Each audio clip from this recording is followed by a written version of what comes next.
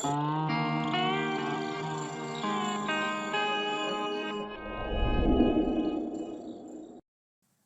terima kasih Pak Prof. Assalamualaikum warahmatullahi wabarakatuh. Selamat pagi, salam sejahtera untuk kita semua. Pak Kepala BKN yang kami hormati, Pak Wakil Kepala BKN, Pak Deputi Sidigi, Pak Armen, Bapak Ibu JBT Madya di lingkungan Badan Kepegawaian Negara, juga para teman-teman JBT Pratama, serta rekan-rekan sekalian yang sudah hadir dari para pengelola kepegawaian di lingkungan Pemda, para pejabat yang berwenang, termasuk instansi pusat dan instansi daerah.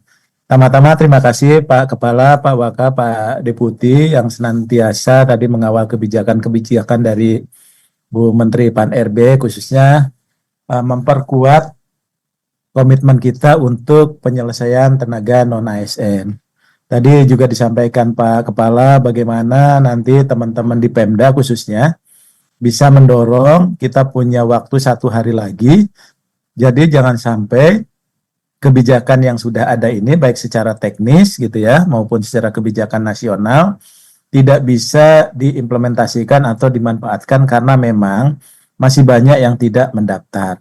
Nah, oleh sebab itu bagi teman-teman yang sudah terdata dalam pangkalan database BKN supaya bisa didorong supaya bisa mengikuti seleksi untuk di tahap 2. Nah, tadi sudah dijelaskan banyak oleh Pak Deputi terkait dengan hal itu. Nah, oleh sebab itu, Bapak Ibu sekalian, dari hasil beberapa diskusi kami, termasuk juga bukan hanya di lingkungan Menpan dengan BKN, tapi juga ada Kementerian Dalam Negeri gitu ya, untuk segera melakukan penyelesaian penataan tenaga non-ASN. Tadi dari Pak Deputi, Pak Harmen sudah menyampaikan secara detail, termasuk juga tadi arahan Pak Kepala gitu ya. Secara data-data itu sudah jelas, nanti Bapak Ibu tadi disampaikan Pak Deputi akan di-share datanya, sehingga nanti Bapak Ibu punya data-data yang akurat untuk mendorong mereka. Ya, sehingga nanti mungkin dari 1,7 itu tidak akan secara keseluruhan, karena tadi disampaikan Pak Kepala mungkin ada yang pensiun, sudah ada yang meninggal, ada yang tidak bekerja lagi, dan sebagainya. Nah, oleh sebab itu, nanti pengelolaannya harus betul-betul kita punya concern yang sama terhadap tata kelola ASN ini, termasuk bagi mereka nanti yang akan diangkat menjadi pegawai pemerintah dengan perjanjian kerja. Nah, kita punya PR di selain yang lain-lain di arahan Pak Presiden kaitan dengan reformasi birokrasi, tapi fokus kita adalah terkait dengan pengelolaan ASN yang memastikan disiplinnya, produktivitasnya, serta kompetensinya. Jadi kita juga nanti punya PR, Bapak Ibu sekalian, bagaimana nanti pengelolaan ASN kita menjadi lebih baik dengan adanya teman-teman masuk di sana.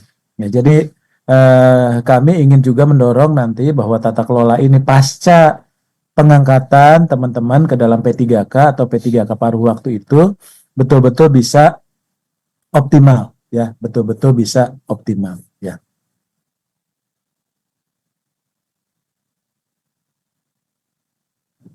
Bisa optimal. Nah, oleh sebab itu harapannya Bapak Ibu sekalian, maka upaya-upaya kita untuk memperbaiki SDM kita, termasuk pasca kita merekrut tenaga-tenaga non-ASN ini, sistem merit itu tetap kita laksanakan, gitu ya.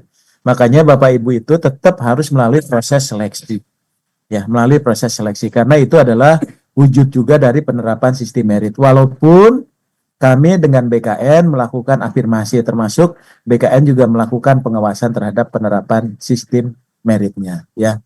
Dan juga Bapak Ibu sekalian, kita juga mendorong bahwa kesempatan bagi seluruh warga negara Indonesia, ya, baik yang fresh graduate maupun yang talenta-talenta digital, termasuk juga tenaga-tenaga non-ASN.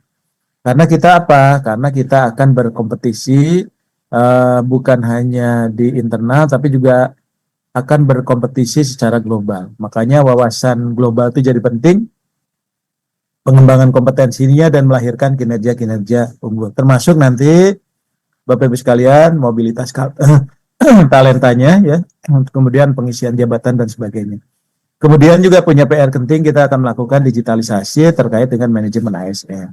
Supaya apa? Tidak lain, supaya peningkatan kinerja untuk reformasi birokrasi dan pelayanan publik kita supaya jauh lebih baik. Jadi artinya Bapak Ibu sekalian yang ingin kami tekankan bahwa kita masih punya PR, ya kita masih punya PR, bukan hanya kita melakukan penataan penyelesaian tenaga non ASN, tapi pasca ini kita juga punya PR besar untuk meningkatkan kapasitas dalam rangka mendukung reformasi birokrasi. Tapi di sisi lain ini adalah mandat dari undang-undang. Nah, oleh sebab itu karena ini dari mandat undang-undang, kita harus secara konsisten menjalankan mandat dari undang-undang ini, walaupun kita harus selesaikan di Desember 2024, tapi kita sudah bersepakat bahwa proses ini kita lakukan di Desember 2024. Karena ini adalah konteksnya penataan. Ya, karena ini adalah konteksnya penataan. Sehingga karena ini penataan, maka sebetulnya dari data yang ada saat ini, kenapa kita memperhitungkan 2,3 juta? Karena ada 1,7 diantaranya itu adalah merupakan pegawai non-ASN, ya pegawai non-ASN. Namun formasi yang kita siapkan itu tidak sepenuhnya bisa terpenuhi, ya karena memang tadi mungkin ada beberapa kendala bagi teman-teman di instansi daerah. Sehingga Bapak Ibu sekalian, formasi yang ditetapkan itu tidak secara penuh sebagaimana kebutuhan dan usulan gitu. Akan tetapi setidaknya dengan penetapan formasi ini maka kita sudah bisa menyelesaikan sebagian besar untuk tenaga non-ASN. Nah, oleh sebab itu secara perangkat hukum juga sudah disiapkan perangkat hukumnya. Nanti barangkali Bapak Ibu sekalian, baik PNS maupun P3, khususnya yang penyelesaian P3K tahap 1 dan 2, ya, kita juga sudah mengeluarkan regulasi terkait ini supaya bisa ada percepatan.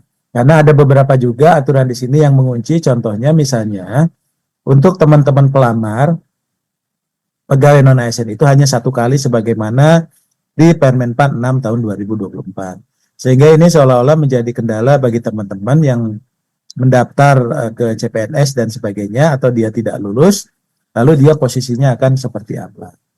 Nah, oleh sebab itu dari sisi kebijakan, maka ketika kita bicara CPNS itu 100% memang formasi ini untuk pelamar umum. Jadi artinya ini sangat kompetitif sekali.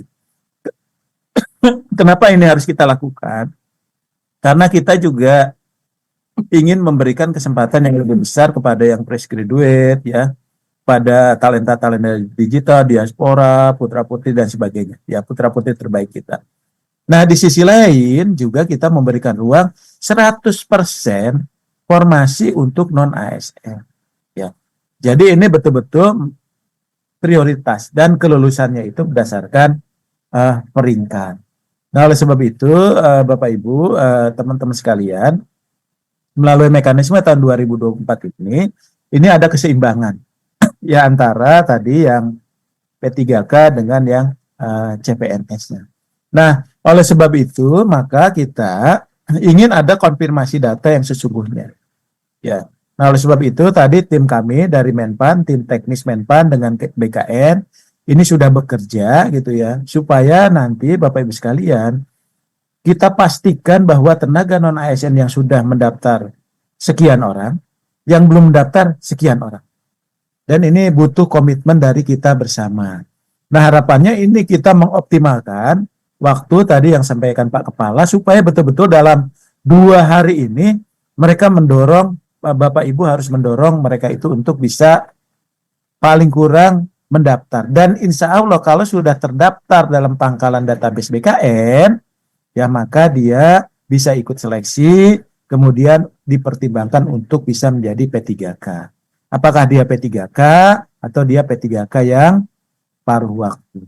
Ya. Nah, oleh sebab itu dari hasil data tadi sampaikan Pak Kepala, mungkin ada yang sudah pensiun karena usianya sudah 58, ada yang sudah tidak aktif lagi bekerja, ada yang meninggal dunia, atau ya ada yang sudah menjadi ASN.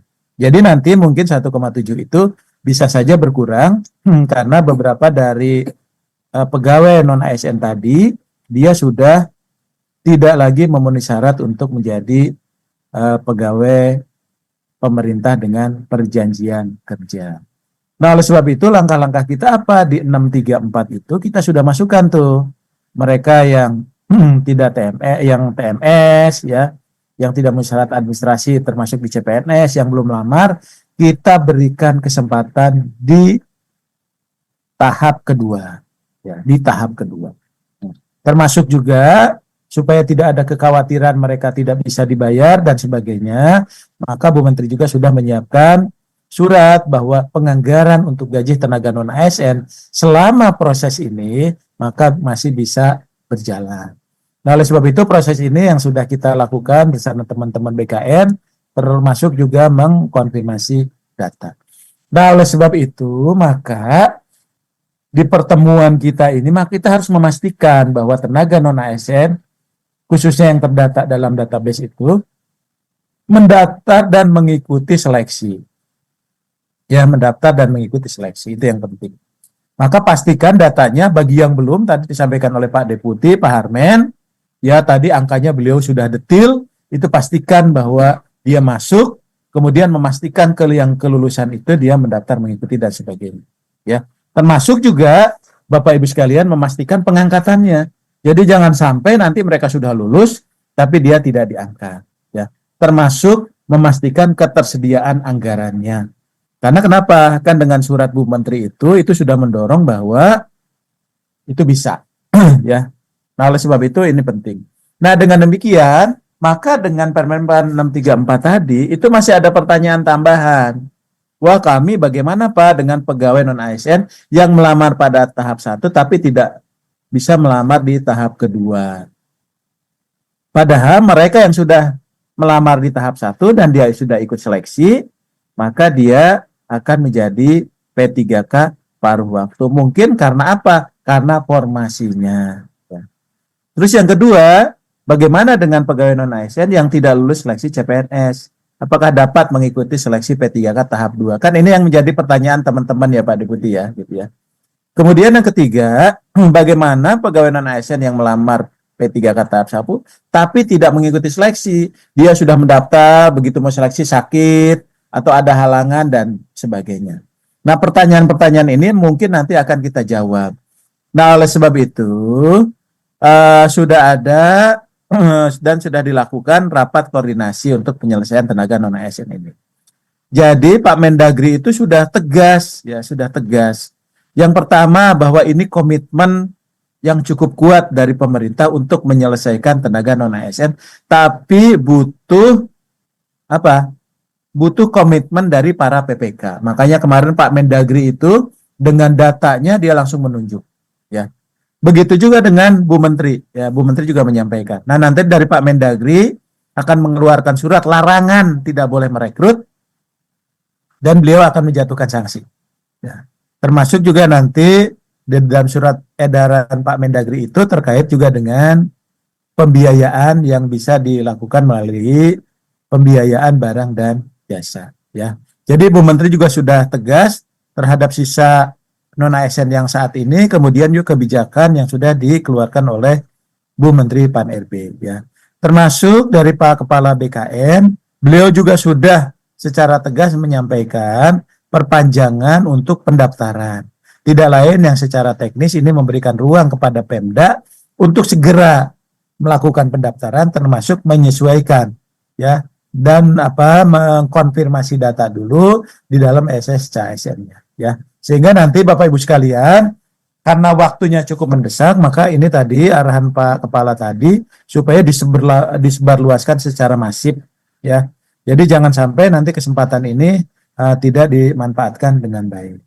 Nah, oleh sebab itu dari tindak lanjut itu sudah ada perpanjangan tadi untuk pendaftaran P3K berdasarkan surat dari Pak Kepala BKN, ya. Kemudian juga kita sudah melakukan coaching klinik juga. Ini alhamdulillah Pak Kepala, Pak Waka, Pak Deputi, tim Bapak itu sudah bergerak dengan tim kami, ya, termasuk juga dihadiri oleh 546 instansi daerah, ya, baik dari ODA Kemendagri, dari PPSI-nya BKN, ya, tanggal 9 sampai 15. Jadi setiap sore itu teman-teman itu standby untuk melakukan dialog diskusi dengan teman-teman pemerintah daerah.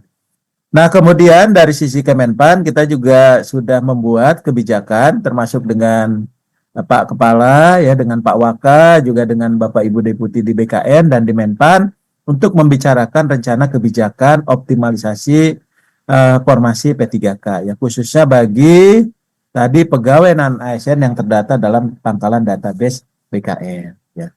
Nah, oleh sebab itu, dari hasil diskusi kita itu apa-apa saja yang menjadi PR kita. Jadi yang pertama, dari Kementerian Pan-RB nanti akan sampaikan ke Bapak Ibu sekalian, ada surat Bu Menteri terkait dengan penjelasan pengadaan P3K, ya. Nanti ini sebagai rangkumannya di dalam surat ini. Kemudian juga ada keputusan Menteri Pan-RB, ya. Tentang apa? Yang pertama ada kriteria pelamar tambahan. Ya, jadi tidak perlu khawatir tadi bagi teman-teman yang belum terakomodir di sini, bukan hanya yang TMS dan yang tidak melamar, kita sudah memasukkan kriteria pelamar tambahan di sini. Ya, dalam mekanisme seleksi kedua, ya. Yang kedua adalah kita juga sudah mengusulkan kepada Bu Menteri dan sudah ditandatangani beliau gitu terkait dengan apa itu P3K paruh waktu.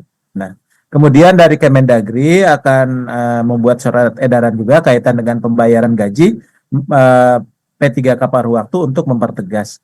Kemudian juga ada larangan merekrut tenaga non-ASN atau pegawai non-ASN dan sanksi jika melanggar larangan tersebut. BKN sudah mendukung secara penuh baik data maupun layanan teknisnya. Tadi yang disampaikan oleh Pak Kepala, Pak Waka, maupun dengan Pak Deputi BKN.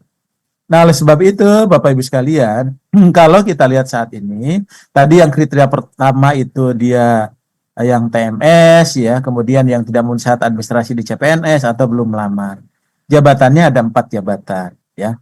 Nah, oleh sebab itu, maka di dalam kriteria tambahannya itu, selain yang TMS, ya, untuk di P3K tahap 1 maupun tahap CPNS untuk tahap 1 dan belum lamar, maka kita ada tambahan juga bagi mereka yang tidak mengikuti seleksi kompetensi pengadaan P3K tahap 1. Jadi kalau ada mereka sudah daftar tapi nggak bisa sekarang oleh BKN dibuka, silakan. Ya. Kemudian juga bagi mereka yang tidak mengikuti seleksi pengadaan CPNS tahun 2024 ya. Tapi ini ada beda perlakuan antara D dan E karena yang sudah mendaftar CPNS dan ikut seleksi ya, itu dianggap sudah mengikuti seleksi kurang lebih begitu. Karena sesuai dengan Permen 6 itu pendaftaran seleksi itu 1 kali ya. Nah, oleh sebab itu harapannya dengan kebijakan ini memang betul-betul bisa mengakomodir keinginan teman-teman para pelamar dari pegawai non ASN yang ada dalam pangkalan database BKN. Ya. Nah, oleh sebab itu, Bapak Ibu sekalian, berarti bagaimana tadi pegawai non ASN yang ada dalam database BKN tadi, dia bisa masuk ke sana. Ya. Jadi yang pertama, Bapak Ibu sekalian, pelamar yang telah mengikuti seluruh tahapan seleksi P3K, ya, ternyata dia melebihi jumlah penetapan kebutuhan, maka pelamar bisa diangkat menjadi paruh waktu. Jadi tidak perlu khawatir tidak lulus, ya, tidak lulus. Nah, oleh sebab itu penting Bapak Ibu sekalian. Jadi kalau sekarang ini misalnya contohlah di Sangihe misalnya, ada teman-teman, oh kami tidak ada R garis miring L gitu ya, kami masuk R3, kami kok ini kami nggak lulus. Tidak perlu khawatir, dalam hal tadi di sini dijelaskan pelamar yang telah mengikuti seleksi tapi jumlah formasinya terbatas, dia tetap menjadi paruh waktu. Contohnya apa? Dia di posisi yang di pelamar tahap 1. Gitu ya. Kemudian dalam hal pelamar merupakan pegawai yang terdaftar dalam database pegawai non-ASN pada BKN dan telah mengikuti seleksi CPNS tahun anggaran 2024, namun dia tidak lulus, maka dia bisa diangkat menjadi P3K paruh waktu. Jadi tidak harus mendaftar ke periode 2. Nah, mudah-mudahan teman-teman yang melamar CPNS itu bisa tenang nih dengan posisi seperti ini. Gitu ya. Jadi teman-teman Pemda ini sudah jelas bagi teman-teman yang menahan. Maka selanjutnya dalam hal terdapat perubahan kebutuhan organisasi, penyesuaian kebutuhan dapat dilakukan pengusulan untuk nomor identitas ASN itu paling lama 3 bulan, ya, 3 bulan. Jadi jelas ya Bapak Ibu sekalian bahwa kesempatannya itu bagi yang 1 dan 2 itu dia bisa berjalan. Lalu bagaimana sih sebetulnya? Ada juga pertanyaan, izin Pak Kepala, Pak Waka, Pak Deputi, kaitan dengan konsep kebijakan penerapan P3K paruh waktunya, ya. Nah, ini kita sudah membuat beberapa rumusan terkait dengan definisi paruh waktu. Definisi paruh waktu ini Pak Kepala ini ditengok Bu Menteri, ya. Kemudian jenis jabatannya, kemudian kriteria dan syaratnya, kemudian juga ada statusnya, mekanisme dan sebagainya. Jadi sudah diruntut untuk konsep P3K paruh waktunya, ya. Lalu apa itu yang P3K paruh waktu? Ini P3K paruh waktu itu adalah pegawai yang diangkat berdasarkan perjanjian kerja dan diberikan upah sesuai dengan ketersediaan anggaran instansi pemerintah. Artinya apa? Ini berlaku hanya untuk sementara. Bagi siapa? Pertama, bagi pegawai non-ASN yang terdaftar dalam pangkalan database BKN. Ya. Kemudian yang kedua adalah pelamar tadi yang ada dalam pangkalan database BKN itu dia mendaftar dan mengikuti seleksi P3K tahap 1 atau dia tidak lulus seleksi CPNS. Jadi Bu Menteri, Pak Kepala, ya Pak Waka, bahwa mereka yang tidak lulus CPNS tadi yang menjadi pertanyaan itu, mereka nanti akan menjadi paruh waktu karena mereka sudah mendaftar. Karena di dalam Permen 46 mereka itu mendaftar hanya untuk 1 kali, gitu ya. Kemudian juga pelamar yang tidak mendapatkan kebutuhan formasi. Jadi dia formasinya itu penuh, gitu. Yang melamar ada 100, formasinya ada 50, maka yang 50 itu otomatis dia menjadi paruh waktu. Dan ini hanya berlaku dalam masa transisi bagi pegawai non-ASN yang terdaftar dalam pangkalan database BKN, ya. Jadi ini adalah Bapak Ibu sekalian kira-kira P3K paruh waktu itu. Nah, oleh sebab itu dari rumusan ini sudah dituangkan dalam kebijakan Bu Menteri. Nah, oleh sebab itu apa nih yang menjadi kriterianya di sini? Yang pertama, bahwa pegawai non-ASN yang telah dilakukan pendataan dan mengikuti seleksi. Jadi dia itu wajib mengikuti seleksi, mendaftar dan mengikuti seleksi di tahun anggaran 2024 ini. Ya. Kemudian juga pegawai non-ASN yang telah mengikuti tahapan. Ya, jadi tahapannya dia sudah dia ikuti semua, mendaftar dan mengikuti seleksi. Kemudian juga pegawai non-ASN yang mendaftar pada pengadaan P3K namun tidak dapat formasi.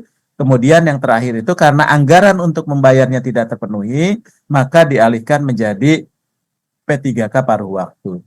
Namun syaratnya ini penting, ada beberapa pertanyaan.